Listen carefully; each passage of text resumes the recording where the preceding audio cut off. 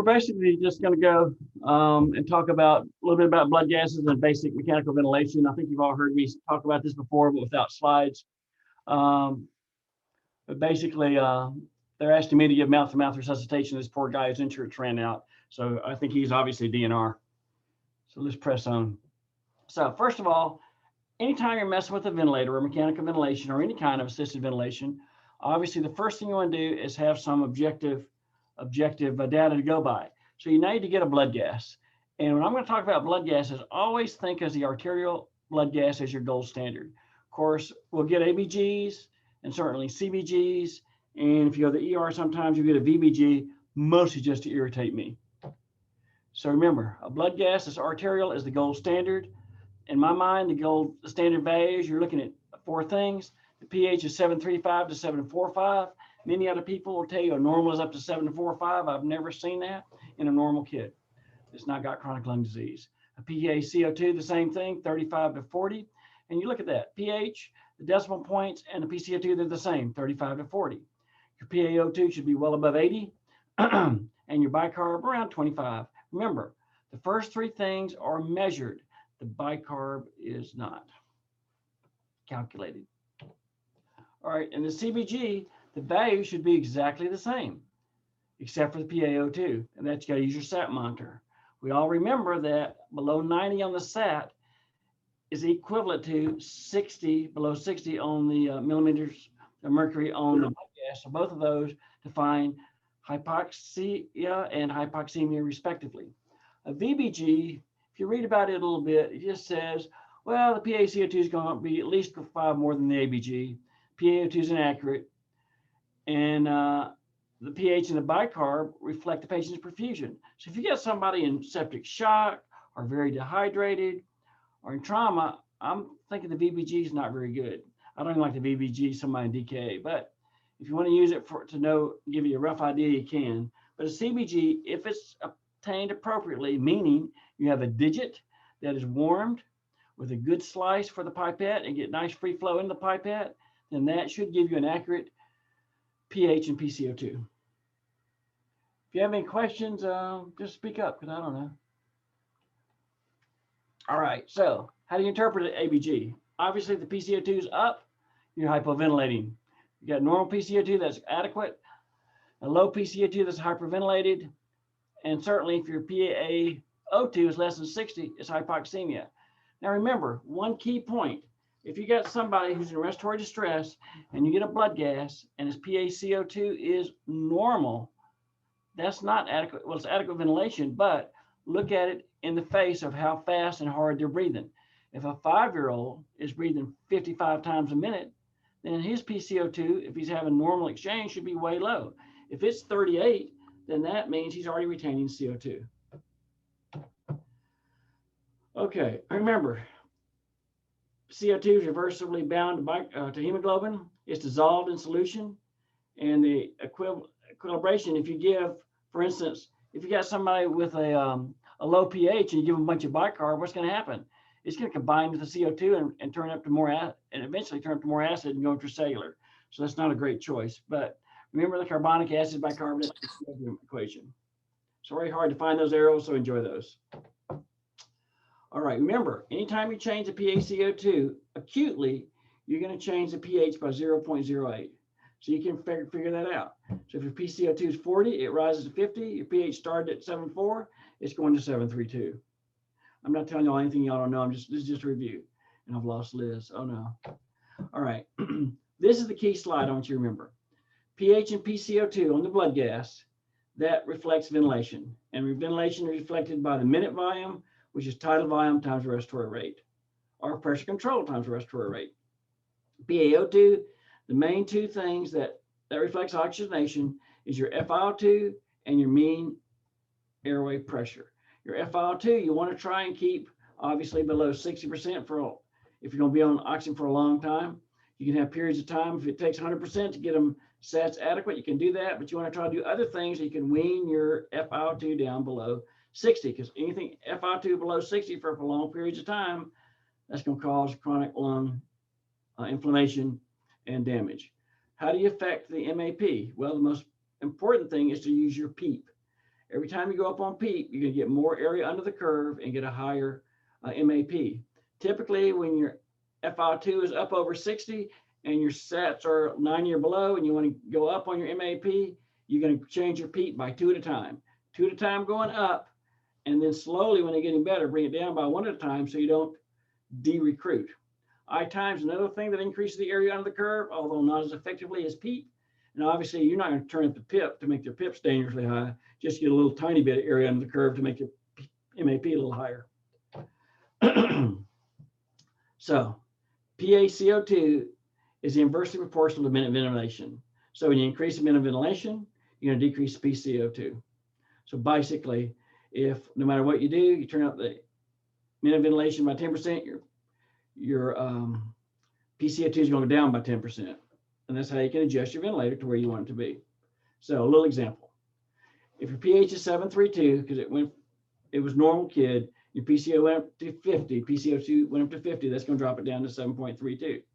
So if your rate's 20 and your tidal volume's 100, and you want to bring it back down to 40 for whatever reason, well, 10 over 50 is 20%. You just need to go 20% either on the rate or on the tidal volume, or 10% on both.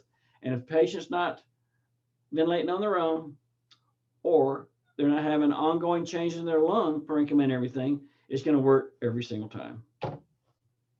So remember, your alveoli at birth are thick-walled and only 10% of adult normal. Until you're going to grow a new lung until you're about 8 years of age. And the airways at about 8 years of age, you're going to change from where the cricoid cartilage is the smallest part of your airway to the vocal cords.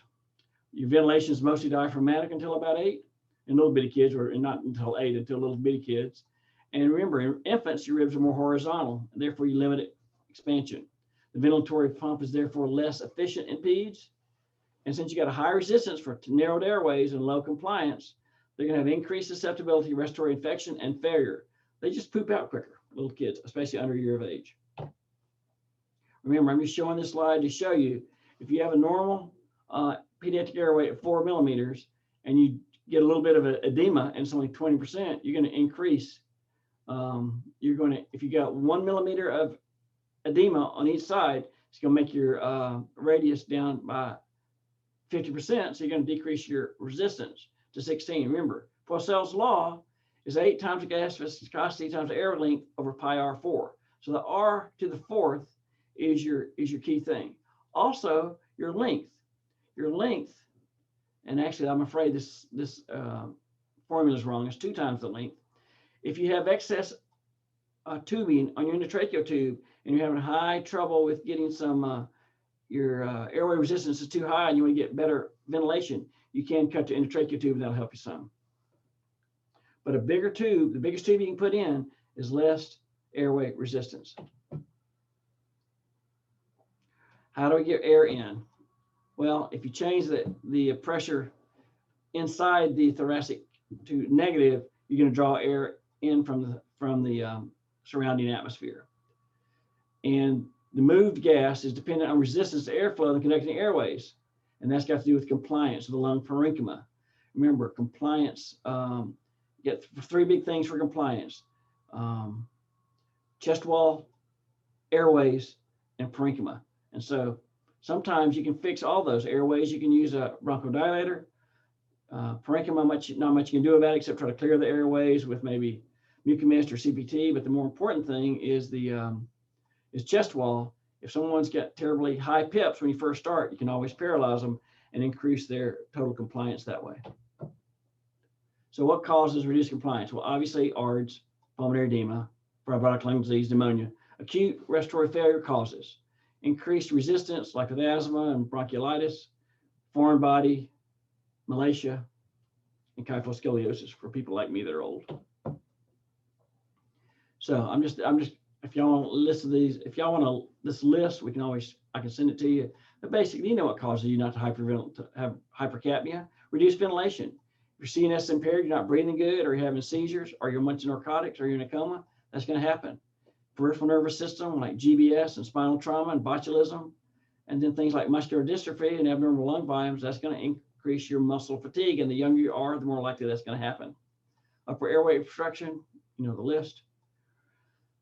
Pulmonary edema and fibrosis are going to decrease your lung compliance, increased airway resistance, asthma, bronchiolitis, increased chest wall compliance, flail chest, and you have pneumothorax and effusion. You can have disrupted pulmonary space and decrease your parenchymal compliance. Dead space increases like asthma, overdistension, or pulmonary hypertension is a big thing. Increased production, they have an increased metabolic rate like with burns, or you're giving them too much carbohydrate in your hyperal. And certainly those are big problems for little bitty babies in particular.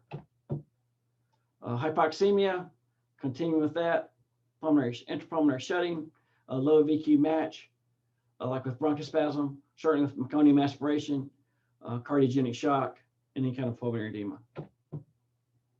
I'm trying to get past all this so we can go to something a little bit more interesting. Certainly other reasons of hypoxemia, intracardiac shunting with right to left shunt, increased pulmonary artery tone like pulmonary stenosis, hypoventilation, upper airway obstruction, diffusion impairment, and certainly reduced oxygen consumption and increased abstraction like with cardiogenic shock. So what are the clinical signs? I think y'all know what the clinical signs are. They breathe fast, they have retractions, they may have grunting, altered mental status, hypoxia, and hypercapnia. Okay. So how do you know somebody's in complete respiratory failure? You need to intervene with an intubation and mechanical ventilation. If they cross the 60s, if the PCO2 is going up greater than 60 and the PaO2 is going below 60. So by definition, they're in respiratory failure because their PaCO2 is 20 or greater than the normal. Now, if somebody's got chronic lung disease and they're at 55 normally, they're going to have to be 55 plus 20, 75. But the PaO2 is firm. The PaO2 of less than 60, that's hypoxemia. So let's talk about a case briefly. You got a 22-year-old, 22-month-old, 5-year-old, 22-kilo chubby boy who's had a runny nose and cough at night and then some wheezing, and now he's in marked respiratory distress tachypnea. He's breathing over 12 times his normal rate. He's got retractions and he's anxious. Sats are hypoxic at 86% on room air.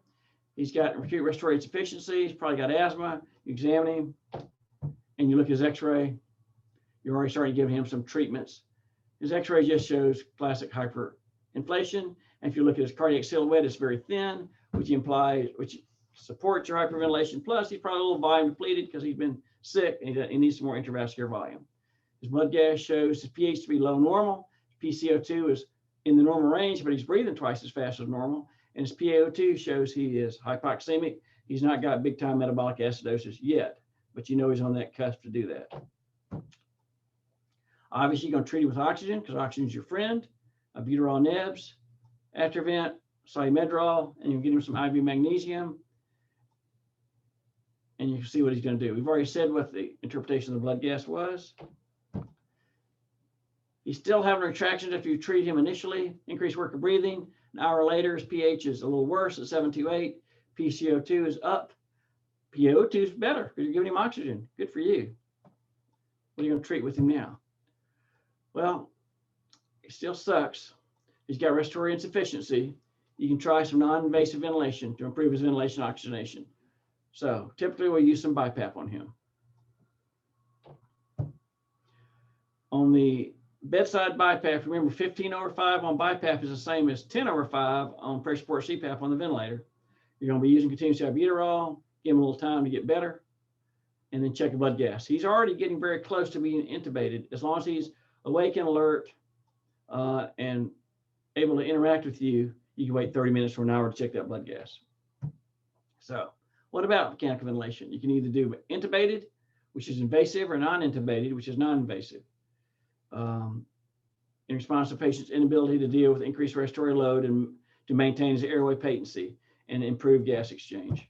So non-invasive, let's talk about that briefly. In my mind,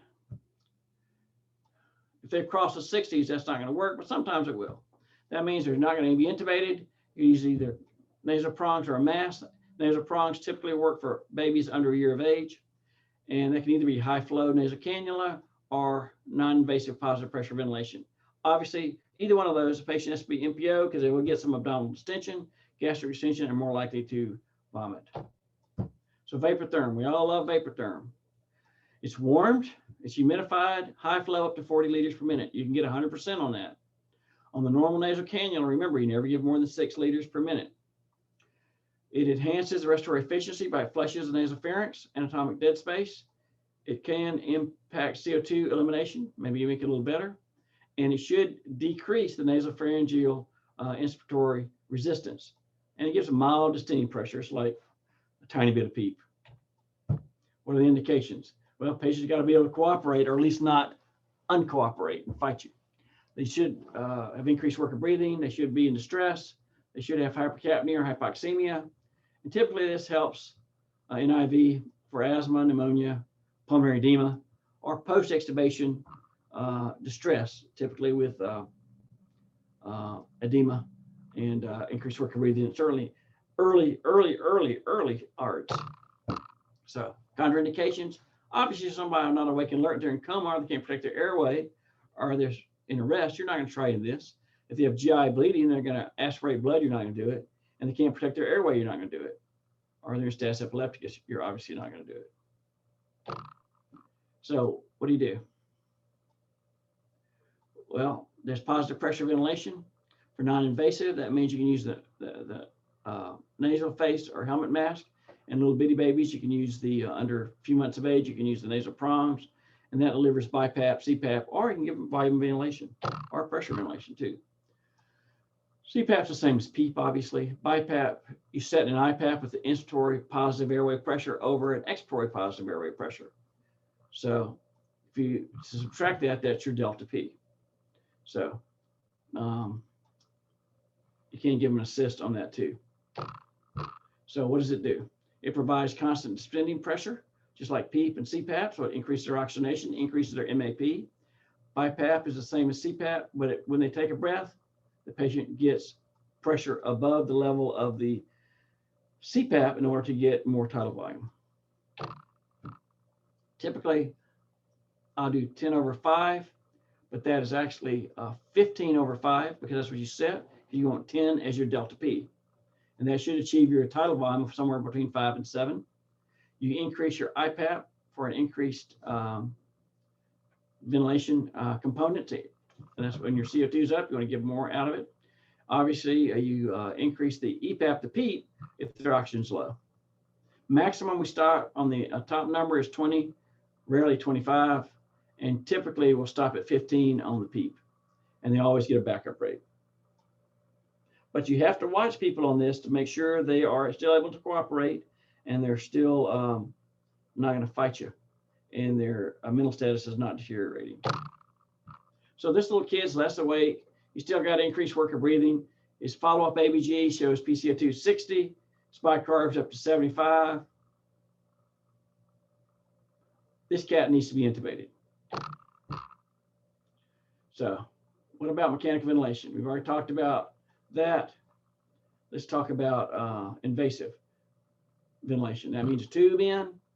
You're going to need pressure control, volume control, or SIMV, each of those. And certainly for non-conventional, you can use APRV or the oscillator, high frequency. We rarely use jet ventilation in PICU. So when I was an intern, we had more physiologic things. We used the iron lung. That's me in there now. I had hair.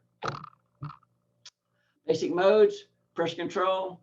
If we set the PIP pressure, we're going to protect from barrel trauma. We all think that barrel trauma is much more likely with a PIP greater than 30. And the older you are, the higher that can be. If you're some big old muscular teenager that's 17 and 225 and got all these muscles, he's going to get a PIP without much tidal volume. He might can go to 35 or 40, even 45. You get a 3-month-old who's just a big blob of tissue, you don't want him at 30. You'll be starting to worry about him at 27, 28. All right. And pressure control will give you more tidal volume typically per pressure because it is a decelerated inspiratory flow on the curve and doesn't guarantee minute ventilation. If they get more and more problems with allowing a breath with worsening compliance, their tidal volume will go down over the course of time, and your CO2 will rise. Volume control, that's the one that assures your ventilation. You're going to get the CO2 where you want, the tidal volume you want, and the minute volume you want every time. It is an accelerating inspiratory flow. You get less bang for the buck on a high pressure, meaning if the PIP is the same for volume control and pressure control, you actually get more tidal volume on the pressure control. And people, if you're awake and alert and minimally sedated, people are more comfortable with the volume control method. That's why we typically set a volume control method with a tidal volume. So PRVC is kind of a combination. You set a tidal volume, but the way the inspiratory pressure is delivered is an accelerating inspiratory flow, just like pressure control. So you get a little bit more bang for the buck. I'm sorry, decelerating inspiratory flow. I lied. It has to be. It can be without SIMV, and typically, if you can put it with SIMV, obviously you get pressure support. It's the one we use most likely because instead of using SIMV volume control, we use SIMV PRVC, and you typically get more or less of a peak pressure with the same tidal volume.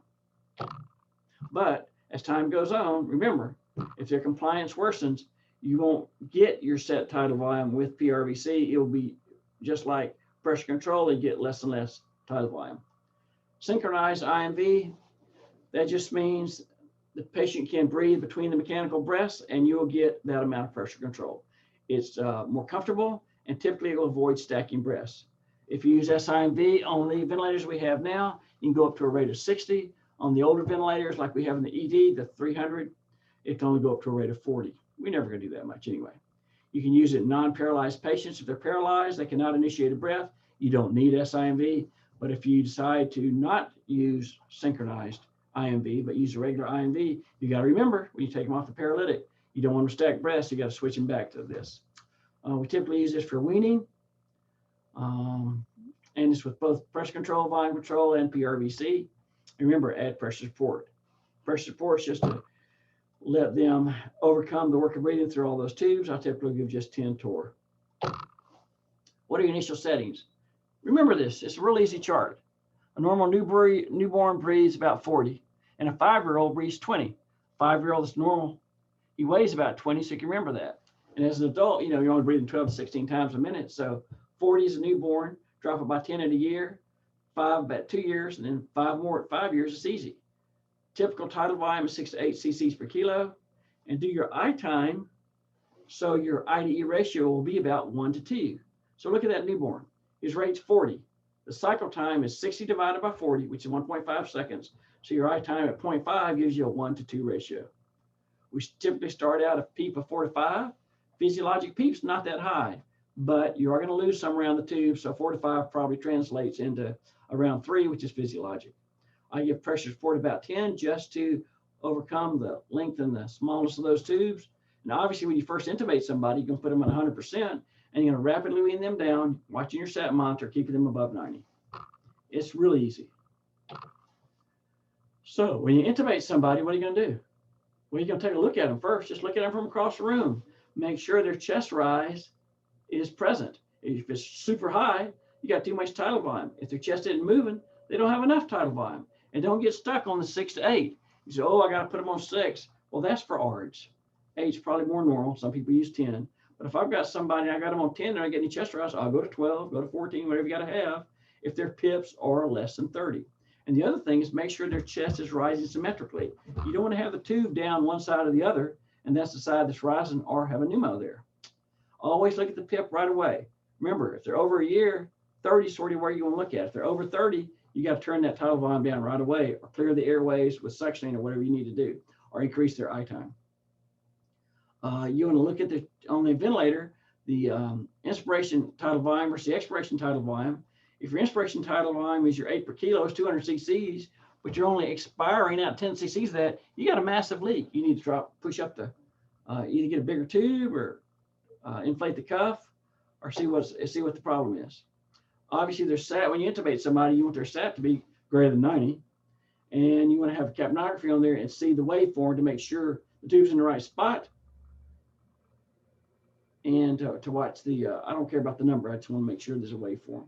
And then check a blood gas. You can check a blood gas on conventional ventilation in 15 to 20 minutes. Tip your weight 30 to 60, but you can do it. They'll equilibrate in about 15 minutes or so.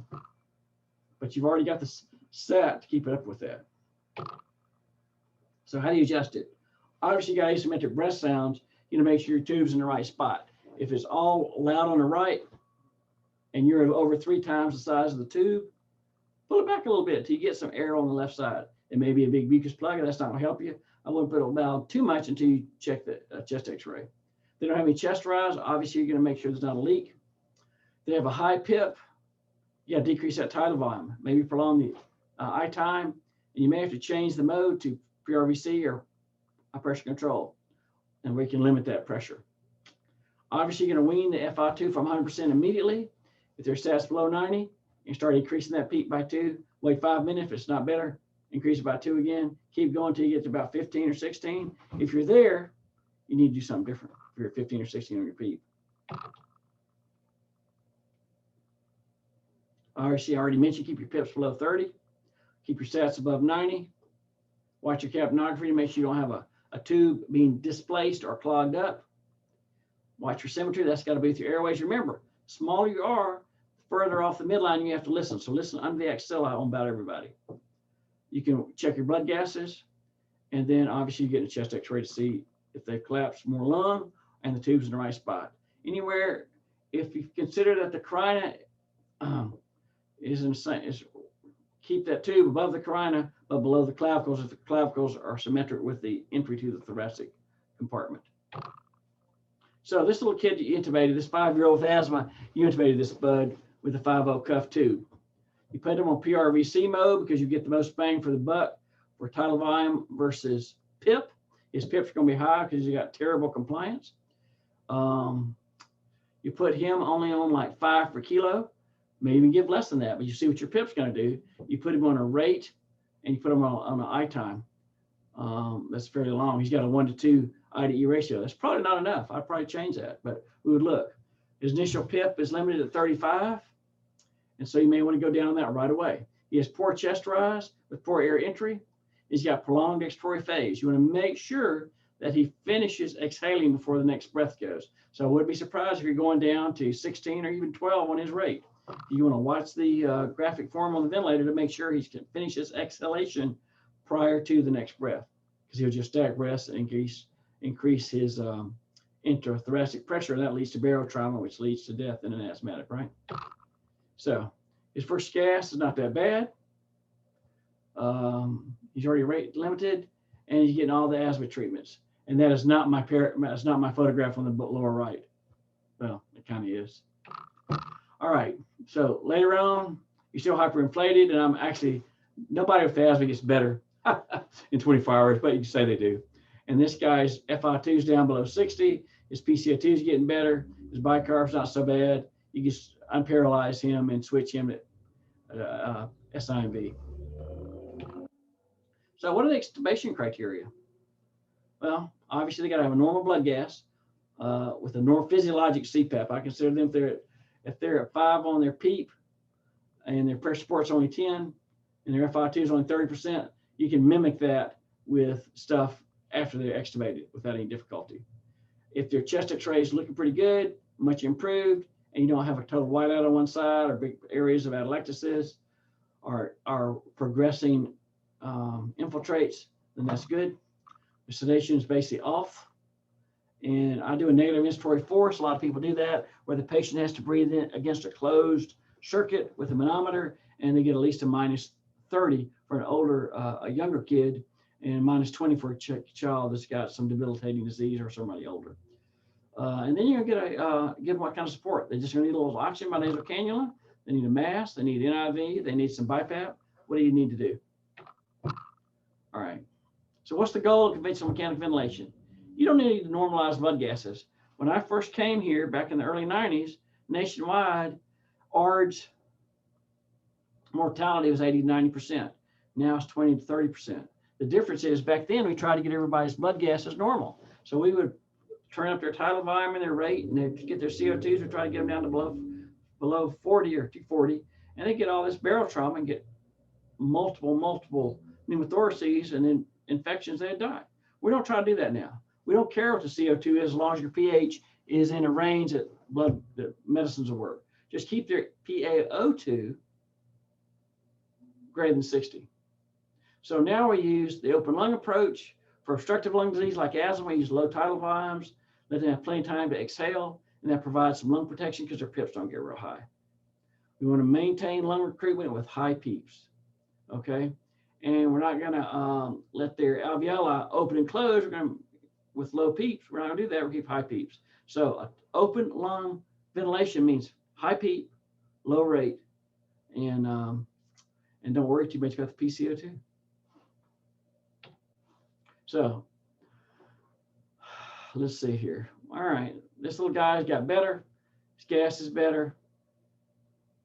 I don't know why I put this slide in here, but at any rate, we're going to extubate him. We're going to put him on pressure support CPAP for a while. So anybody we have asthma and you intubated them, don't rush it. Don't rush it. They're all going to have some SIDH relatively. They're going to have a lot of edema. All that peribronchial quote cuffing you see on the x-ray reports, that's all edema. That's all got to get fixed the way it gets fixed. So the steroids work a few days, basic membranes close up, fluid goes back in, and they pee it out, and then it starts to get better. I don't know what time it is. I talk pretty fast. It's 12:53, so not too bad. If anybody has any questions, feel free. Can y'all even hear me? Give a thumb up if you can. Thank you, Dr. Hubbard. I said thumb, Liz, not your middle finger. That was just rude. All right, y'all have a great day. Goodbye. How do I get off this thing, I wonder?